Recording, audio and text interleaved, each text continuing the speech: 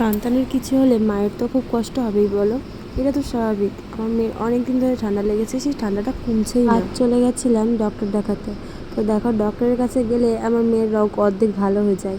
দেখো, ডাক্তারের কাছে নিয়ে গেছি, ভেতরে না ঢুকতেই আমার মেয়ে খেলা শুরু করে দিয়েছে। আমার মেয়ে এত দুষ্টুমি করে যে ও কখনো একটু কোলে থাকবে না, আর নিচে শুধু একা একা হেঁটে বেড়াবে। দেখো, এদিকে রাস্তাতে একটা লোকও নাই, আর এদিকে আমার অবস্থাটা দেখো, আমার মাথায় হাত। আমি ওকে কোনো ডাইপার পরে নিয়ে যাই, এদিকে ও টয়লেট করে দিয়েছে। দেখো, ডাক্তার দেখাতে গেছে না ও খেলা করতে গেছে আমি বুঝতে পারছি না। তো যাই হোক, ডাক্তার দেখানো হয়ে গেছে, এখন আমরা চলে আসলাম ওর জন্য একটা সাইকেল কিনতে। সাইকেলের দোকানে সেই সাইকেলটা পছন্দ হয়েছে, তো কমেন্ট করে জানিও সাইকেলটা কেমন হয়েছে।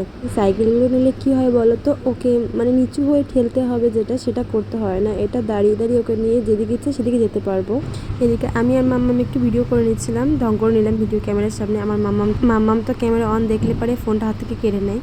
এইদিকে সাইকেলটা ওর পাপা টোটোতে করে পাঠিয়ে দিচ্ছিল, কারণ আমরা স্কুটি নিয়ে গেছিলাম, আর এই সাইকেলটা তো স্কুটি করে আনা যাবে না। তো দেখো, বাড়ি এসে ওর নাচটা দেখো একবার।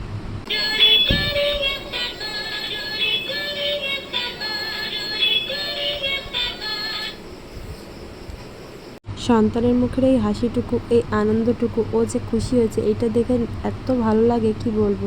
কোনো কষ্ট মনে হয় না। এই যে ও আনন্দ করছে, ও খুশি হয়েছে, এটা আমাদের কাছে অনেক পাওয়া, অনেক অনেক আনন্দের বিষয়। ও আনন্দ পেলে আমিও আনন্দ পাই, ও খুশি হলে আমিও খুশি হই, ওর খুশিতেই আমার খুশি।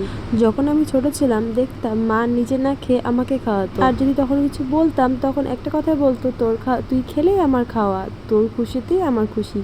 এখন নিজে মা হওয়ার পরে এটা অনুভব করতে পারি যে মা এই কথাটা কেন বলতো, সন্তানের খুশিতেই মায়ের খুশি। সত্যি মা না হলে বুঝতে পারতাম না।